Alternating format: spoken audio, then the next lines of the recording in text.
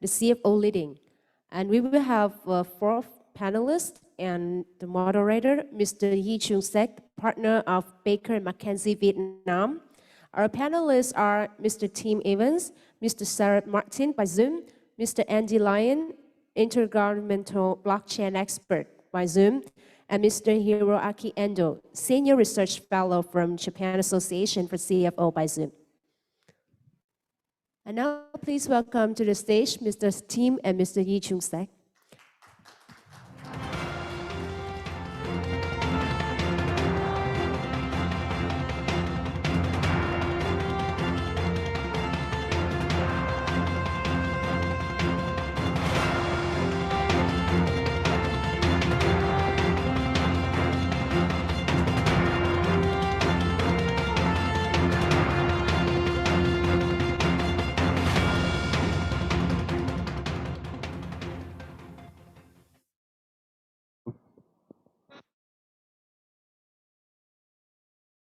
Hello, testing. Okay, great.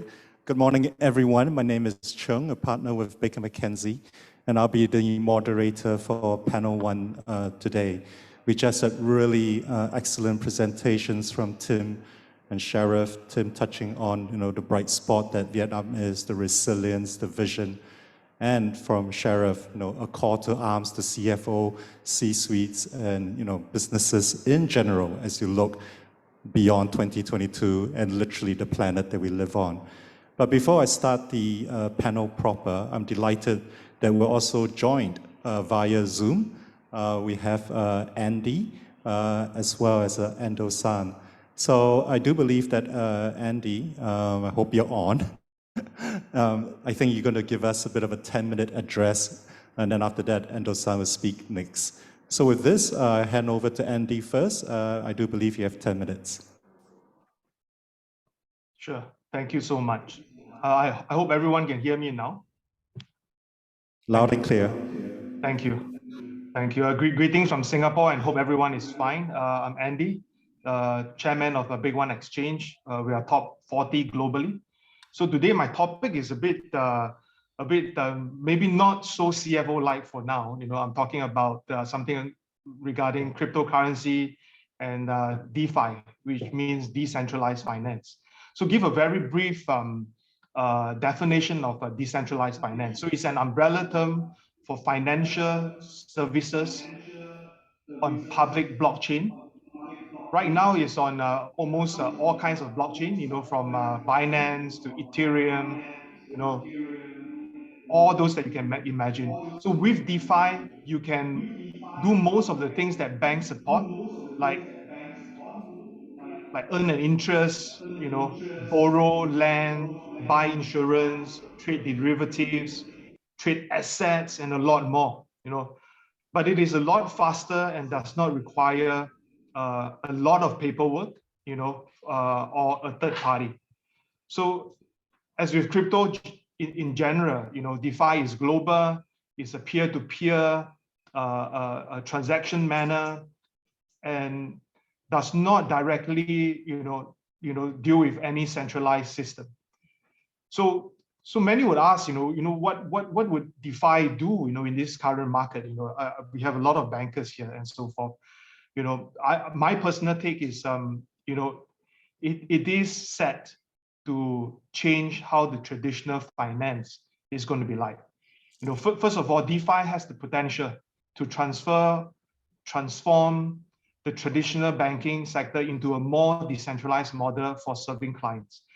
Just example, before the introduction of DeFi, yield farming, is a practice of staking and lending of a crypto asset in order to generate high return, was available in traditional finance to institutions wishing to lend money to individual and businesses. And JP Morgan, which was very adverse to cryptocurrency in the beginning, is currently bullish on the staking business, which generates 9 billion in annual revenue and could be worth more than 20 billion when Ethereum 2.0 launches next year, 2022, and could be looking at 40 billion, by 2025, according to the analysts. So making financial processes, such as yield farming to retail consumer, and by implication to the world 1.7 billion unbanked through decentralization, it has the potential to deliver the financial opportunities enjoyed by the elite to the majority of people. Of the 1.7 billion unbanked people, around the world today, around 290 million are in Southeast Asia. So with the blockchain technology, we hope to create a trustless alternative to the traditional financial system, and DeFi is set to enable automated smart contracts that can be used in different sectors like insurance and real estate. Giving some statistics again, in 2018, a report by Gartner estimated that by 2030, 80% of the heritage financial firms will go out of business, become commoditized, or exist only formally. Financial services CIOs should push their organizations for a more quicker response to the digital business.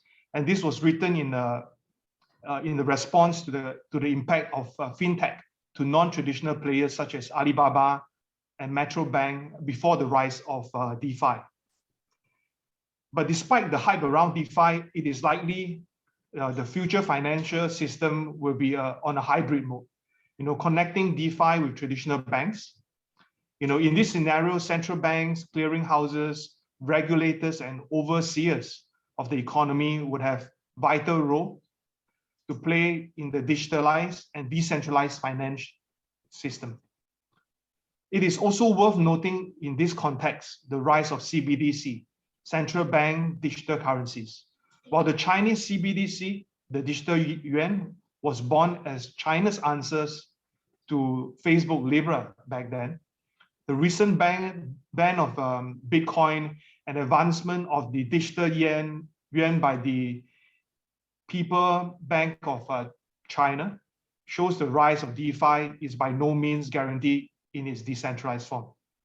So at the end of this spectrum, taking advantage of the opportunity that DeFi brings, it was again, reported that trillions of dollars could flood into the decentralized market.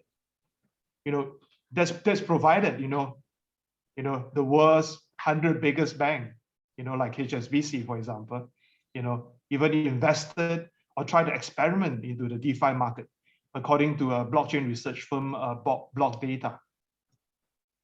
So whatever traditional finance has, there's always a parallel version in DeFi. Credit lending, trading, derivative, asset management, insurance, and so on, as mentioned. We do strongly believe that DeFi and centralized finance would find a way to integrate with each other in this period of time.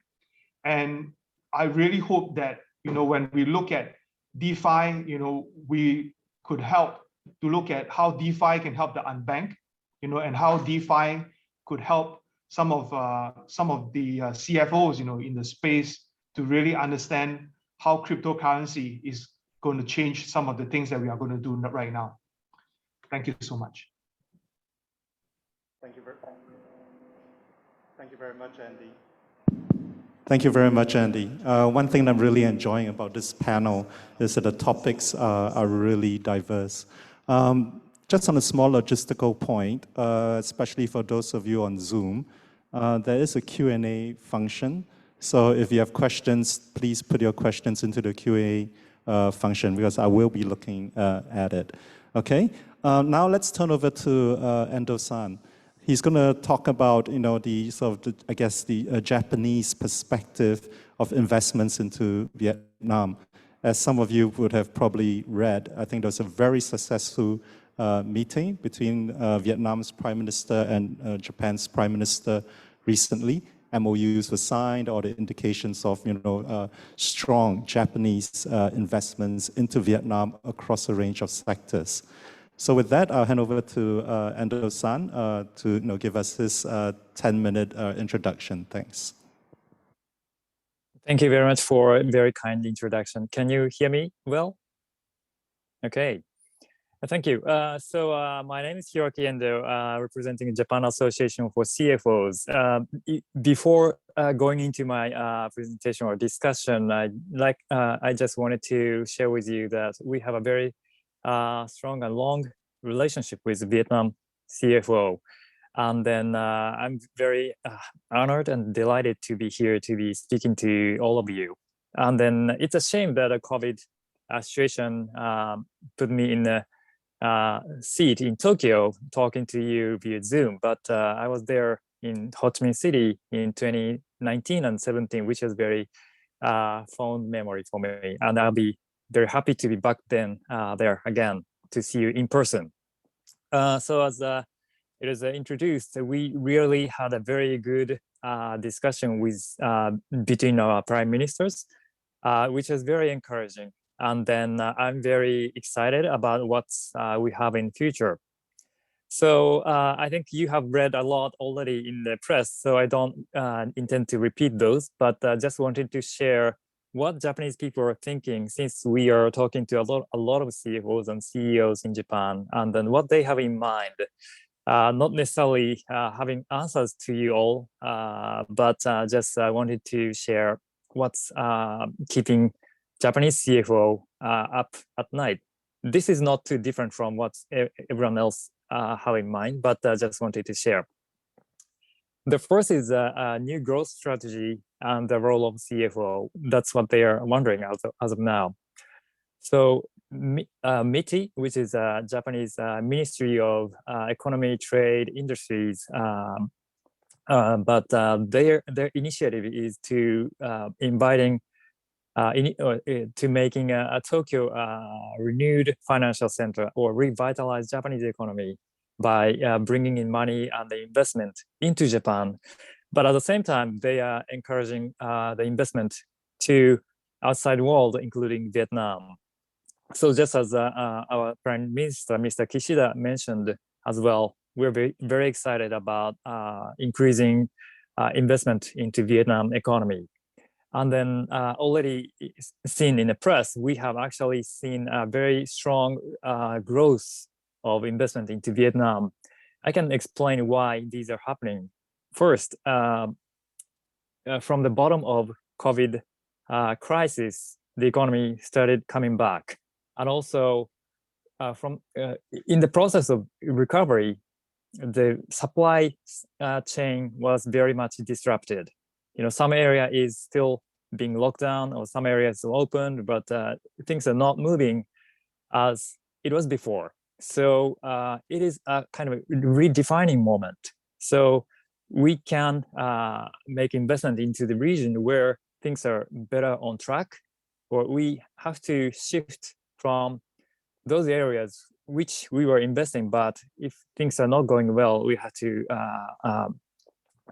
move to the better places. So that's redefining the investment destination. So that is a part of the answer why investment from Japan to Vietnam is growing, because you're in a better footing.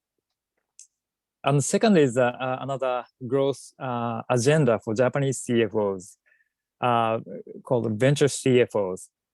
Even in Japan, which is old economy, but a lot of venture economy is growing.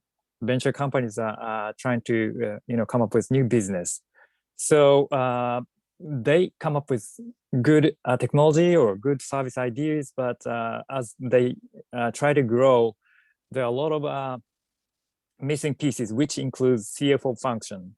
So if Steve Jobs or someone start business from their garage, they can just create something and bring to the market, but they tend to leave CFO function behind. They will think about fundraising afterwards, but it is very important function. So even in Japan, there are a lot of demand for good CFO for venture companies, which may be something you might want to look at even in Vietnam context. And the next agenda is DX, or anything digital. So COVID forced everyone to work from home or because of the lockdown. So everyone rushed to introduce a lot of remote work style, and then a lot of things moved from paper-based processing to cloud-based, such as accounting, invoicing, and expensing, and even introducing AIs, which is very easy to talk about, but for many corporations who has not been operating right like that, it is very difficult. So many Japanese corporations are still struggling to implement those, and then it can be actually easier for new startup companies because they don't have a legacy system. So these are the things they're still working hard. And then right now, the hybrid work style is next agenda. Since the same as everywhere, Japan seeing relatively better handle on COVID infection cases. So now people are moving back to the office, and then still some work can be done from home. So people are wondering, is it like everyone has to go back to the office? Or many people understood the beauty of not having to commute to the office. So corporations are introducing hybrid work style, but still trying to figure out what is the best work practice. I don't know the situation in Vietnam, but these are certainly something you might want to discuss in your country.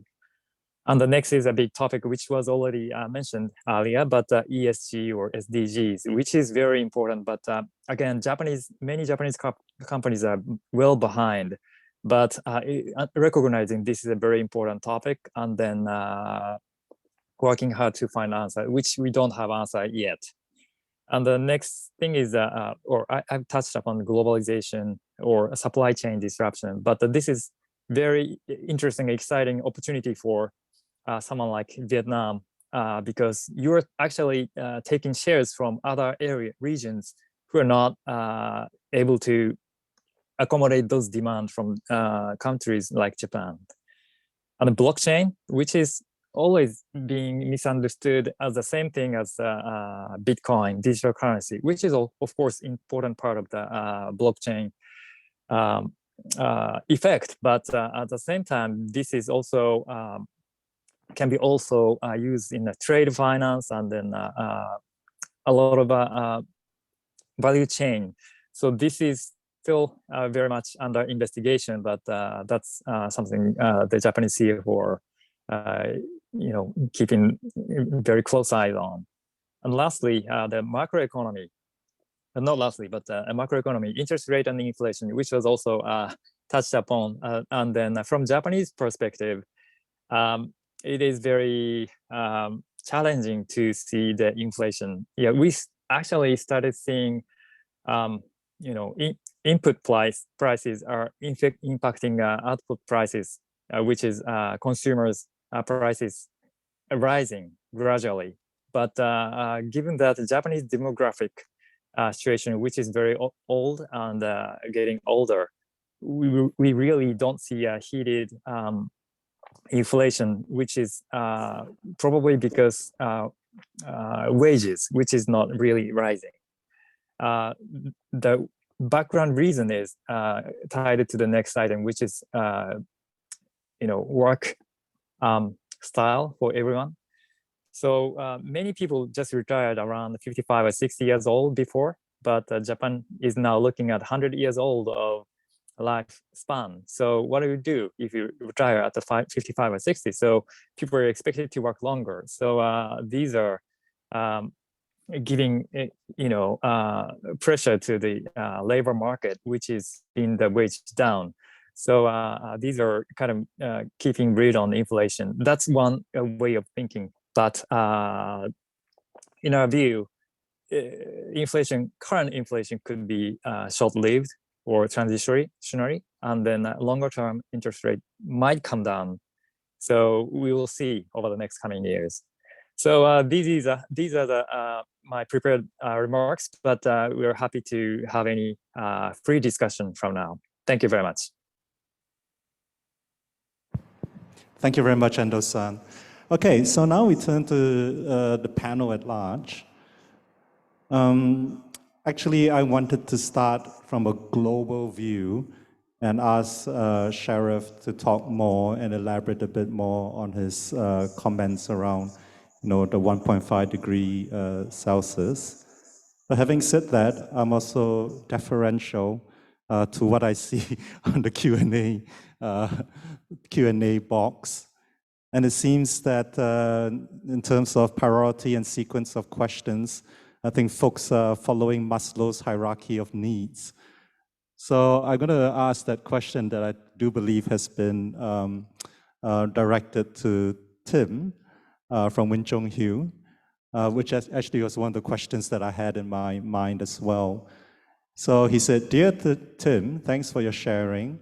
Regarding food price increasing, is there any indicator they will drop down?" And maybe just to add on a bit of my own sort of sense around that, I think we all know that global inflation is really climbing. Last I checked, I thought that Vietnam was sort of holding steady. So just wondering whether there's a story around that from Vietnam versus global. And of course to Hugh's question. Tim? Okay, thank you, Chung, and thank you for the question. So if I just start on the one on food prices, I just do caveat it, I'm not an economist, but the view that we have is that input prices are going up, commodity prices are going up, and transport prices are going up. And so all of those feed through into what's happening on food prices. The view at the moment is still that this is transitory. A lot of the reasons for this is it's hard to book shipping space, the ports are full because of backlogs of supply chain, the ability to get food or product to the end destination has been protracted or extended, and as a result of this, prices is going up. My personal view, and this is not an HSBC view, is that whilst there are elements of transitory inflation, I think that there are also elements of more permanent inflation. And so if you look at Vietnam, I think you're right, Chung, inflationary impact has been muted this year, but to a great extent, the economy has been impacted by a lack of consumption. We went through 3 or 4 months here in Ho Chi Minh where you literally couldn't buy anything, even groceries. So that has had a knock-on impact. And yes, there is an impact of supply chains not being able to keep up with demand. So, I have friends in the US complaining they can't buy the right size of shoes because Vietnam isn't selling them. But I do think it's slightly broader than that. Our house view for Vietnam is that inflation should be at around 3.5% for the Vietnamese economy next year, which is below the threshold set by the government of 4%. But if we see it get beyond 4%, and food prices will be an important aspect to that, then we could see a situation where we will see rate increases in Vietnam as well as in the US. So in summary, my view is transitory is probably 60 to 70% of the problem. 30% of it, in my own humble opinion, is more permanent, and we'll have to see as supply chains normalize, is there a need to start increasing interest rates to address inflationary pressure? Thank you very much, Tim. And certainly, I think we all hope that supply chain pricing will normalize. I know it's been really rough for those that are moving their goods across borders. So at this point, I will ask Sharath to speak next. But just a quick one to Andy first, just to tee you up. I think that's a broad question to you. Can you explain cryptocurrency? But before you do that, and I'd love to hear the answer too. But before you do that, so I'm going to turn it over to Sharath. So I do know that you would like to elaborate on your incredibly meaningful remarks, on COP26, 1.5 degrees, etc. No net zero by 2030 or up to 2050. But before you get into that, maybe as a bit of a big picture point, and then it speaks to your slides as well. I think we all recognize that there are issues, there are certainly concerns, but from individuals, maybe to the SMEs, what can we really do? Can we make a difference? I suppose the MNCs, well-resourced that they are, certainly put time and energy into it. But this is global. We need everyone in the ecosystem to be aware, savvy, and taking action. So if you could just address some of those. Thanks. Thanks, Chung. I mean, just from the list of questions, I might need 2 hours to answer all of that. But let me try and tick off a few of those things, right? I think firstly, you've asked a whole range of things which covers issues such as climate justice and the whole transition. But I just want to sort of follow through on the earlier question to Tim, which is about price increases. And it was about food, but let me just take that conversation broader. And I would say this, I think as CFOs,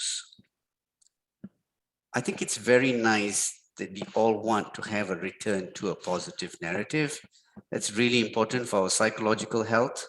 But I have to ask the CFOs that you need to start looking at plans where that narrative continues to be at risk. You know, just today we were talking about this whole COVID thing and we're getting back to normalcy. And today I read on BBC that there's a new variant which is far more deadly than the Delta variant called B.1.1.529. So when is this going to stop? I don't know. But if we keep thinking that way, then I think we're not going to prepare ourselves and the supply chain. So let me address some of those things that you talked about, Chung. And again, it's a very, very broad thing that you've asked. I'll try. Look, the reality is, firstly, and I want to make this message clear to the CFOs, understand what this 1.5 degrees is. It's not really just about, oh, you know, the world's going to get warmer by 1.5 degrees. Hey, it's already warm. Hey, you know, within a day, we're already going more than 1.5 degrees already. So what's the big deal? It isn't about that. It is about the fact that if you look at the last 8,000 years of the world, we have stayed in the narrow band of 0.5 degrees, up or down. So our ecosystems have never been tested on a range outside of 1. And at 1.1, where we are today, we're already seeing all kinds of weird signs, right? And again, unfortunately, the media tends to associate climate change with extreme weather events. And I don't want to say this in any way which disrespects the people and the lives affected by extreme weather events. But I want CFOs to understand that your supply chain could get affected significantly as we start edging above 1.1 and until 1.5.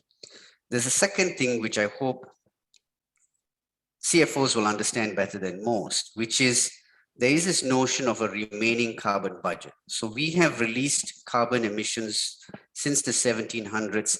The world can only take so much. And the scientists, the climate scientists have calculated that we have roughly, it's a rough science here, roughly about 400 gigatons left before we are not going to be able to contain a 1.5 world. Some of these effects, as you all know, is not reversible. For example, when you emit so much of carbon, it takes about 100, 150, 200 years before you can bring it down. It just doesn't go, just because you all have seen in COVID that once, you know, human activity stops, the rivers become cleaner, you know, the trees become greener. It's not as simple as that. So I guess what I need to try and mention here, and then I'll move on to climate justice, is understand that your supply chain, you need to start talking to your suppliers. You need to see whether you need to speak to your suppliers and find out how are they already impacted today? How will they be impacted if things get worse? Then you need to start bringing that back into your strategy. Do the same thing with your customers, because this comes to your second point. What can I do? You know, I'm so small, I'm an SME, I really don't have a lot on the plate. So a few things I need to mention. One, there is a notion of climate justice, which I'm totally for. Vietnam's Prime Minister in his speech at COP26 made this very clear. And again, I'm 100% behind this, which is the countries which have produced most of these emissions since the 1700s, they have to do more, and they have not. So when it's time for the developing world, that they need to start, you know, progress, not for progress sake, but because their people are living in conditions which, frankly speaking, need to be improved. Some of them don't have electricity. Some of them do not have 3 square meals a day. Do not even talk about consuming power, right? These are the basic necessities. So there is an issue that leaders in these parts of the world need to be accountable to their people. And then for someone to say, well, press the brakes because this is going to cause carbon emissions, that isn't exactly fair.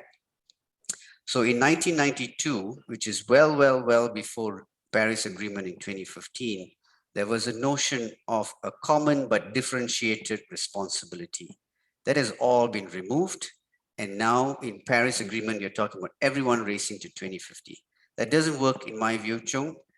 We need to have advanced countries support this. Now, how much are they willing to support today? 100 billion. Not enough, because if you look at what we did in the global financial crisis, never mind, let's not even go there. Just look at the COVID crisis. The 4 major central banks pumped $9 trillion. Now, if you want to save that kind of situation, you now have to save the one ecosystem that supports economic wealth generation. What is that one ecosystem?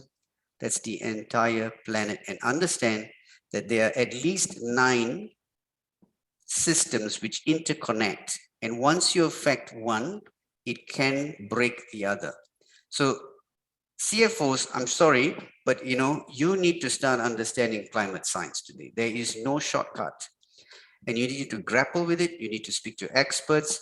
You need to get better at it. You will not be an expert. You do not need to be an expert. You want to be a technology expert, go and speak to Andy, right? But you just need to know things as a CFO to challenge and to make sure that you're getting credible information. I'll stop there, Chung, because I think I've said quite a bit, and I'll leave it to the rest to chime in. No, thank you. It is a big topic, but I think really one of the key points that you're raising is that, we need to get off the back foot and put a lot of weight into our front foot, get front-footed. I think some ski instructors told me the same thing before. So I'm going to turn to Andy next. But before I do that, can I also tee up Endo-san? I do believe you have a question for you in the Q&A box.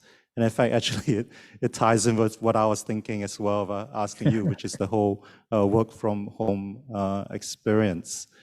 So yes. With that, I do turn to Andy, although if you just let me make one more remark. I think it's quite interesting when we talk about nature, resource, and mining. I know it can be another 2-hour debate when we talk about the benefits of crypto and the energy and resources that goes to digital mining. But I don't think we have that 2 hours right now. Okay, but with that, let me turn over to Andy. And I think the question that we see ties in quite a lot with what many of us read. I mean, you read about blockchain, tokenization, NFTs. Okay, right now. Maybe it shows my age. It seems to be the domain of the, the tech gods, who are the current masters of the universe. But what does it mean, from that to being adopted, being applied, being used by day-to-day folks? As you yourself have pointed out, what you're trying to serve maybe is the underbanked, is the underserved. So maybe a bit, some comments from you on, crypto. And a bit of a question for me, what would that journey look like? I think the journey has just begun. So everything is fairly new right now. There are people who still think that Bitcoin is a scam. Sometimes when you talk to people, but I think the time will tell whether whether it's going to stay or not, right? But when you talk about, there are a few topics that I always like to bring up. So first thing is tokenization. I think tokenization at large is not meant for any and every company. All right.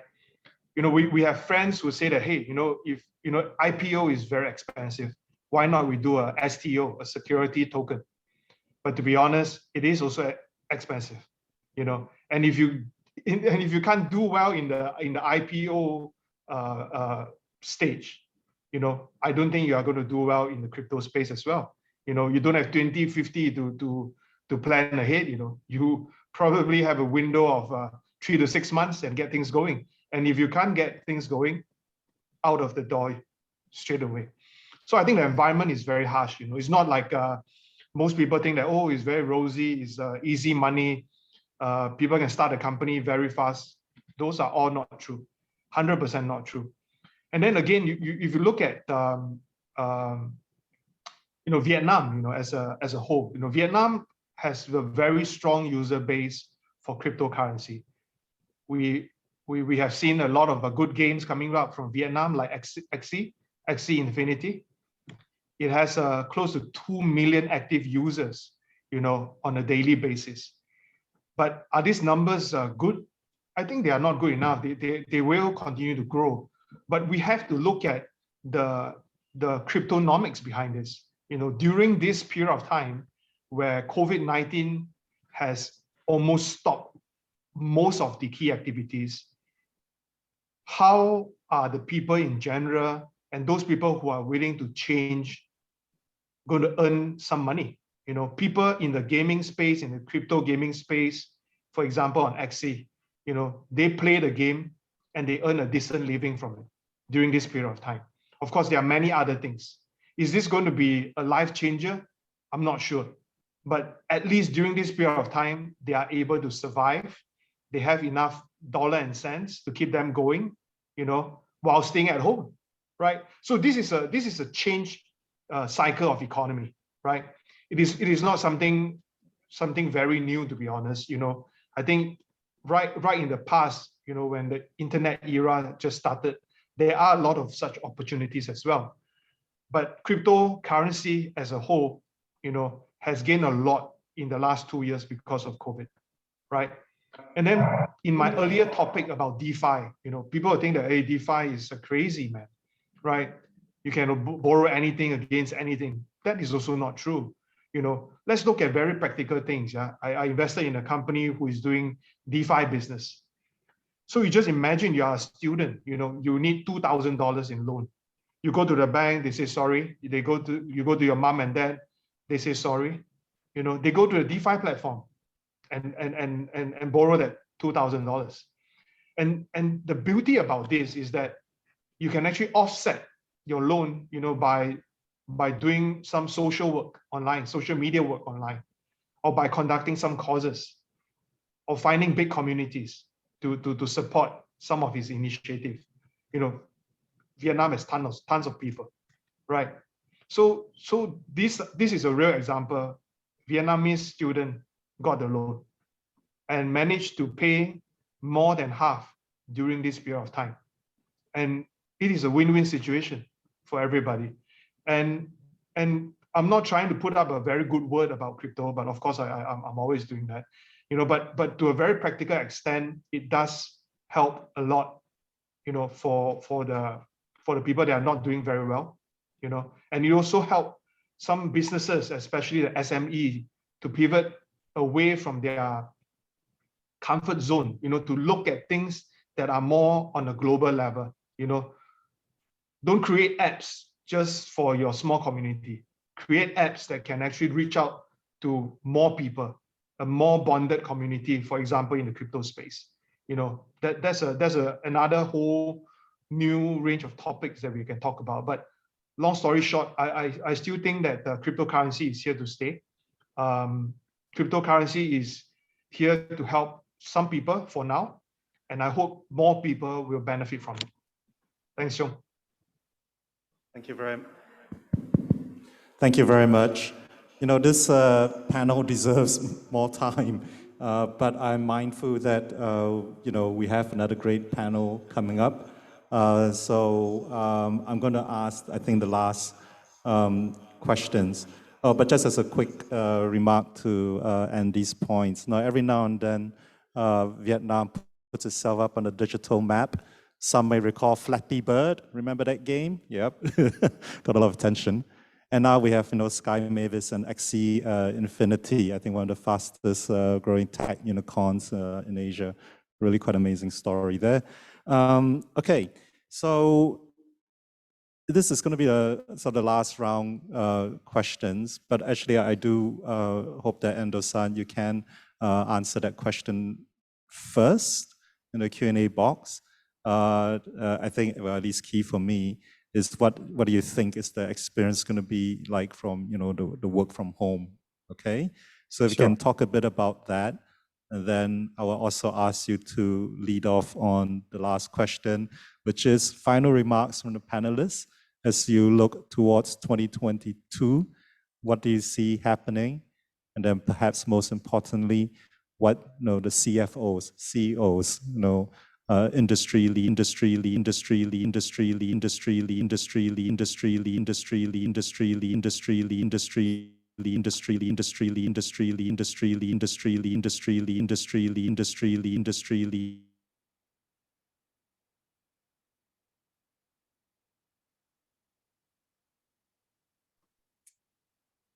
That's a very interesting mix.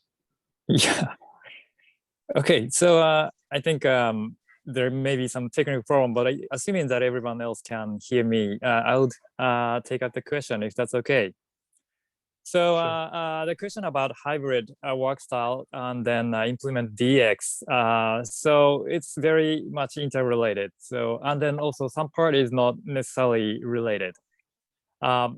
So when people have to work from home, in a very minor example, people were using seals on the papers in the past when they do contracts, but when they are at home, they cannot have access to those documents. So they have to implement DX so that they can process contracts or anything just electronically.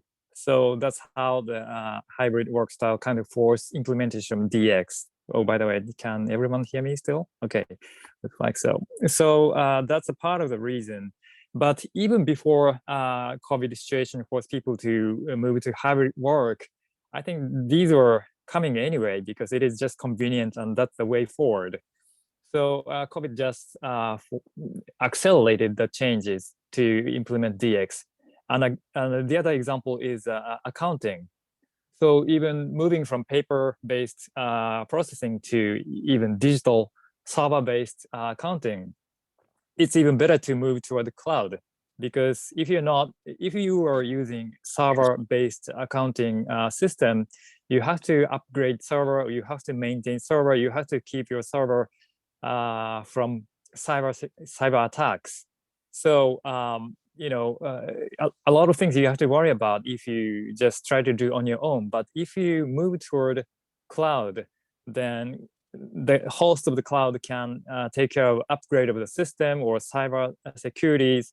So a lot of headaches can be moved away from the just users. You can just pay as you go.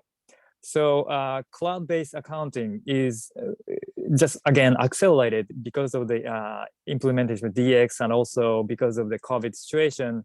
But this was just was beginning even before COVID started. So I think that these are combination of linkage or a push from hybrid work environment caused by COVID, but also digital technological innovation was happening even from before to make it happen. So this is how it happens. Also, the office leasing section definitely being impacted by this hybrid work style. We see some Japanese corporations moved their headquarters from urban place to suburban places because it is cheaper in terms of space costs. And also for some companies, being in the suburb is actually helpful for those workers if those workers are prefer to stay in the suburb to raise kids and have better environment and then bigger spaces. So that is happening. So office rent in the central city might have come down a little bit and then have moved to the suburb area. These are the impact. But the question is how long-lasting it can be. That the answer is still unknown. So we don't know if the office rent in the center of the city will continue to struggle, but that's a change we started seeing. So and then just as Mr. Chung mentioned, what do we see in going into 20? So before going there, I can better than naming the accounting firm right now from my mouth, which is Japanese related. So I'd rather not to do that, but I recommend you to contact Vietnam CFO Association who can help you to solve that. And also you can see names on the back of the panel. So so that's my answer to your question. And then what do we see going into 2020? I think that it's an accelerated recovery as we already started seeing. So the Japanese CFOs are wondering where to put money. And then from Japanese perspective, there can be a lot of places you can go, China, Vietnam, Korea. But fourth thing is cheap labor cost. That was one key reason from before, but it is not just simple as that. With supply chain disrupted like this, we are more mindful of who to work with, which government is more stable, which countries are better equipped to contain those COVID situation. And lastly and foremost, the trust. We want to work with someone whom we can trust better. So trustworthiness is a key word. So I'm very encouraged and excited by seeing the recent meeting between Prime Minister with Vietnam and Japan that we seems to have very good trust each other. So going into 2022, I'm very hopeful and excited for both economies. Thank you. Thank you very much. I'm very excited for both countries as well. Okay, so Sharath, last thoughts from you. Will digital save the world? Is it going to be a rush for cobalt mining? And apart from that, what do you see for 2022? I need to look beyond 2022, Chung, because you know, a year just passes so quickly. It's not long enough in my perspective. I would tell CFOs in the audience today to say, learn from COVID, because when COVID came, we were completely caught by surprise, but we shouldn't have been, because the World Economic Forum has been flagging it as a top 5 risk for the last 5 years. This is taking away all those other stuff that you may have heard from the Bill Gates and etc. There's a solid research, and we ignored it. That said, companies which were stronger on the technology train were better able to adapt and to be more resilient in these particular times. My same argument to the CFOs is, if you start looking into the way climate change will impact your business value chain, your ability to decarbonize today and start getting on that journey, when it gets bad, and I'm afraid I think it will get in that way, when it gets that way, you'll be far more ready to start building resilience within your entire ecosystem, where you source material from, to whom you're going to sell it, how will you sell it, all of those things. At least, to use the same language that we talked about, you're on the front foot, you're not waiting on the back foot. Thank you very much. Andy, over to you. We know the future is definitely digital, but what do you see for the coming year ahead? I think the coming year ahead will be another challenging year, to be honest. Things will change, you know, whether it's digital or not digital. I think we are all in a real world, right? So I still hope to see that businesses can open up, the economy can grow a lot more naturally, you know. And last but not least, of course, coming back to the crypto agenda, I think 2022, like I've mentioned in my recent articles, you know, I think it will be a good year for adoption. And I'm very sure that Southeast Asia or ASEAN as a whole would definitely stands out, you know, in this whole global economy. Thank you. Thank you very much. And certainly last but not least, Tim, final words from you. Yeah, my view is that once we get past COVID, and I'm very hopeful that we don't have another variant that was referenced in the discussion earlier, the real burning platform is climate change. And if you and I were to do this in 2030 here in Ho Chi Minh, there's a good chance we'd be doing it in a scuba outfit, because Ho Chi Minh is one of the cities most susceptible to climate change. And according to the World Bank, Vietnam is top 5. So climate change doesn't start with the big companies doing big things. It starts with all of us doing many, many, many things. So as individuals, as companies, as investors, as regulators, as governments, we all have to get on board, because every little step makes a difference. We can't wait for one big bang thing to happen. So it's SMEs, MMEs, large corporates, state organizations all getting together, and the banking sector has a role to play in helping finance the innovation that will ensure that we have alternative sources of energy. Thank you very much. Truly a collective effort. So with that, I'd like to thank my panel with a round of applause. Thank you. I've been told not to tap the mic, so I won't. Thank you. Thank you. Thank you. Please stay back, remain on stage. Yeah. Okay, thank you, all of our panelists, and thank you, team, and thank you, Mr. Chung again. And from our organizers, we have some flowers to give you for our sincerely thanks. And please welcome on the stage Mr. Nguyen Ho Thanh, Vice President of CFO Vietnam, and Mr. Lê Hồng Lĩnh, CEO of CFO Vietnam, and they will deliver the flowers. So, please come on.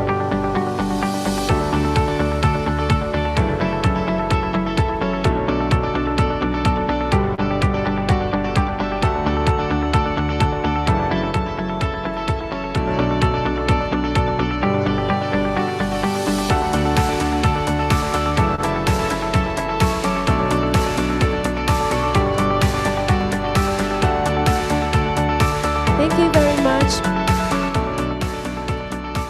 And once again, thank you, Mr. Endo, Mr. Martin, and Mr. Andy,